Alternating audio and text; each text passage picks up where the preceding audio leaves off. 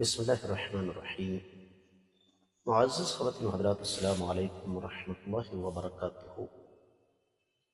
ہم میں سے جو بھی انسان کوئی بھی نیکی کرتا ہے، جو بھی مسلمان کوئی بھی نیکی کرتا ہے، یقینی طور پر اس کی دلی خواہش ہوتی ہے کہ اللہ تعالیٰ وہ نیکی قبول و منظور فرمائے۔ اب سوال یہ ہے کہ اللہ تعالیٰ کن لوگوں کی نیکیوں کو شرف قبولیت عطا فرماتے ہیں؟ یہ ہے ہمارے آج کے قرآن مجید کے سبق کا موضوع۔ آئیے معمول کے مطابق سب سے پہلے آیت مبارکہ تلاوت کرتے ہیں۔ اعوذ باللہ السمیع العلیم من الشیطان الرجیم۔ فمن يعمل من الصالحات وهو مؤمن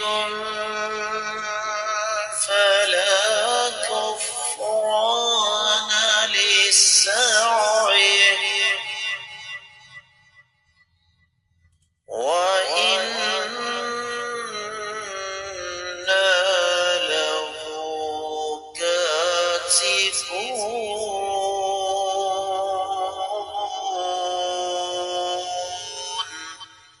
فمن يعمل من الصالحات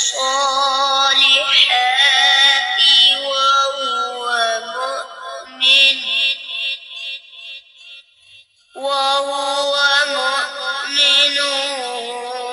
فلا كفران لسعيه وإنا له كاتبون. معزز خواتین و حضرات، رب کائنات کی پاکیزہ کتاب قرآن مجید پارہ ہے 17، سورہ مبارکہ کا نام الانبیاء، اور اس سورہ مبارکہ کی آیت مبارکہ ہے 94۔ اللہ مالک العلم رب الجلال والاکرام ارشاد فرماتے ہیں، فمن پس جو بھی یعمل عمل کرے من الصالحات نیک اعمال میں سے، وہوا اور وہ مؤمن ایمان کی حالت میں ہو، فلا پس نہیں ہے کفرانہ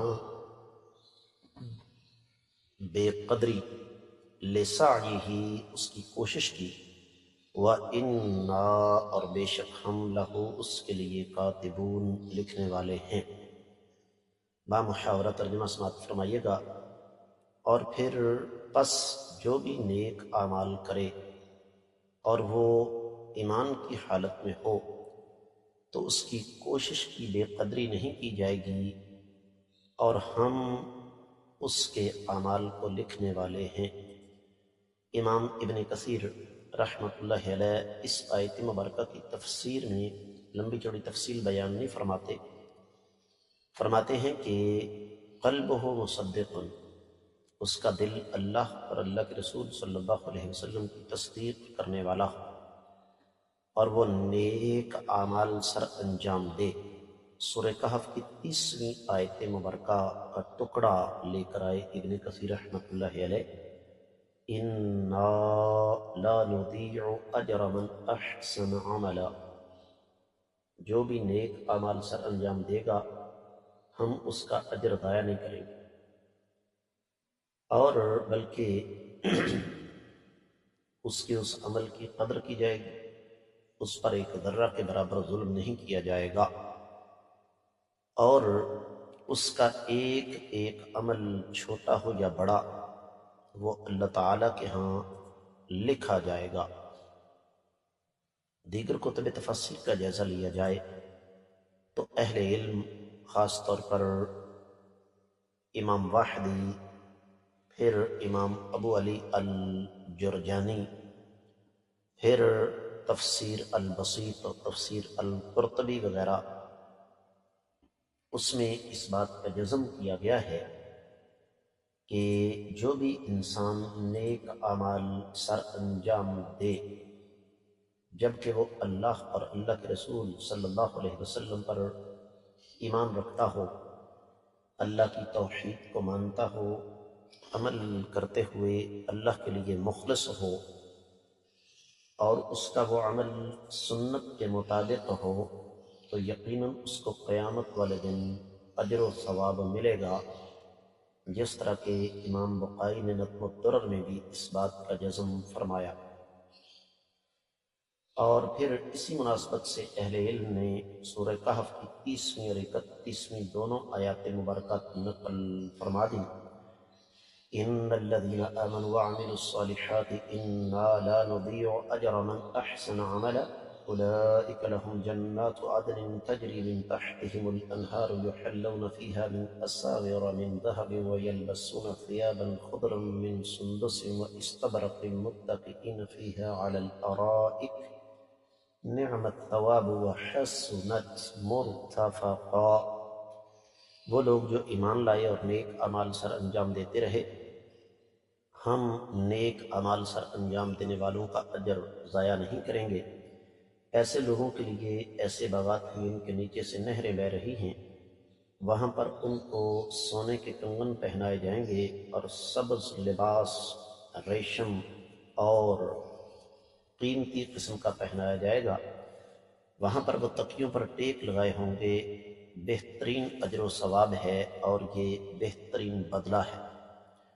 اور یہ جو بات فرمائی وَإِنَّا لَهُ كَاتِبُونَ، اس کی تفسیر میں اہل علم نے خاص طور پر امام واحدی نے البسیط میں، امام ابن جریر، امام بقائی نظم الدرر میں، اور مادی قریب میں امام عبد الرحمن السعدی ارشاد فرماتے ہیں کہ انسان کا ایک ایک عمل اللہ کے ہاں لکھا جا رہا ہے، چھوٹا ہو یا بڑا، اور جو لکھا گیا وہ کبھی ضائع نہیں ہو سکتا، بلکہ وہ اللہ کے ہاں باقی رہے گا، تاکہ قیامت والے دن اس کو اس سے آگاہ کیا جائے اور اس کو مطلع کر دیا جائے کہ تم نے یہ کام سر انجام دیا تھا۔ معزز خواتین و حضرات، اہل علم نے اسی آیت مبارکہ کو مزید تفصیل کے ساتھ بیان کرتے ہوئے ارشاد فرمایا ہے کہ ایمان جو ہے وہ ہر چیز کی اساس اور بنیاد ہے، اس کے بغیر اللہ تعالی کوئی عمل قبول نہیں کرتا۔ جس نے ایمان کا اہتمام کیا اور ایمان کی بنیاد پر نیک اعمال سر انجام دیے، اس کے بارے میں فرمایا فلا کفران للسعی، اور اللہ تعالیٰ نہ صرف یہ کہ اس کے اعمال کو ضائع نہیں کریں گے بلکہ اس کو کئی گنا زیادہ بڑھائیں گے۔ سورہ آل عمران کی 115ویں آیت مبارکہ میں اللہ فرماتے ہیں وَمَا يَفْعَلُوا مِنْ خَيْرٍ فَلَنْ يُكْفَرُوهُ، جو بھی یہ نیک اعمال سر انجام دیں گے ان کی ناقدری نہیں کی جائے گی۔ معزز خواتین و حضرات، یہاں پر یہ جو ہے نا اِنَّا لَهُ كَاتِبُونَ، یہاں پر ایک مسئلہ سمجھنے والا ہے۔ لکھنے والے تو فرشتے ہیں، لیکن رب کائنات نے اس کی نسبت اپنی طرف کیوں کی ہے؟ اس لیے کہ یہ جو کچھ ہو رہا ہے یہ اللہ ملک العلم رب ذو الجلال والاکرام کے حکم ہی سے ہو رہا ہے۔ اب بعض اہل علم یہ فرماتے ہیں کہ پچھلی آیت مبارکہ میں بات ہوئی افتراق کی، بات ہوئی انتشار کی، بات ہوئی انسانوں کے باہمی اختلافات کی۔ اس کے فوراً بعد رب کائنات نے یہ سمجھا دیا کہ ان تمام تر مسالک، ان تمام تر فرقوں، ان تمام تر گروہ بندیوں، ان تمام تر جماعتوں سے الگ ہو کر تمہارے پاس جو اصل راستہ ہے وہ یہ ہے کہ نیک اعمال سر انجام دو، لیکن ان کی بنیاد ایمان ہونا چاہیے، جس طرح کہ امام شوکانی رحمہ اللہ نے فتح القدیر میں لکھا ہے۔ تو یہاں پر لفظ من جو ہے یہ عام ہے، جس طرح تفسیر المراغی، تفسیر روح البیان اور تفسیر المراح وغیرہ میں اس کی وضاحت موجود ہے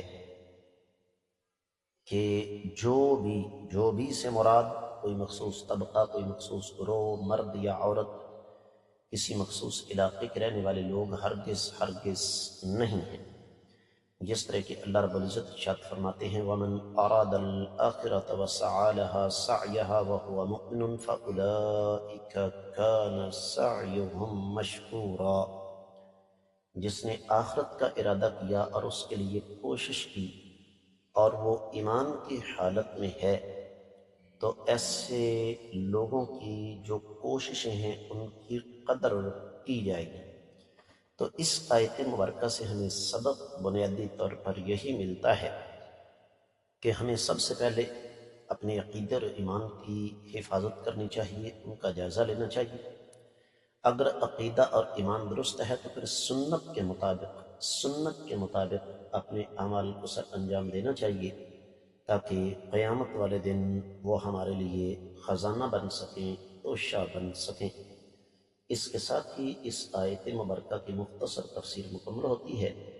میں آپ لوگوں سے خصوصی طور پر امید رکھوں گا کہ آپ ان اسباب کو صدقہ جاریہ سمجھ کر زیادہ سے زیادہ آگے شیئر بھی کریں گے، ویڈیو کو لائک کریں گے، اور چینل کو اگر ابھی تک آپ نے سبسکرائب نہیں کیا تو ضرور کیجیے گا، ساتھ لگے گھنٹی کے بٹن کو دبائیے تاکہ تازہ ترین اسباق آپ کو بر وقت ملتے رہیں۔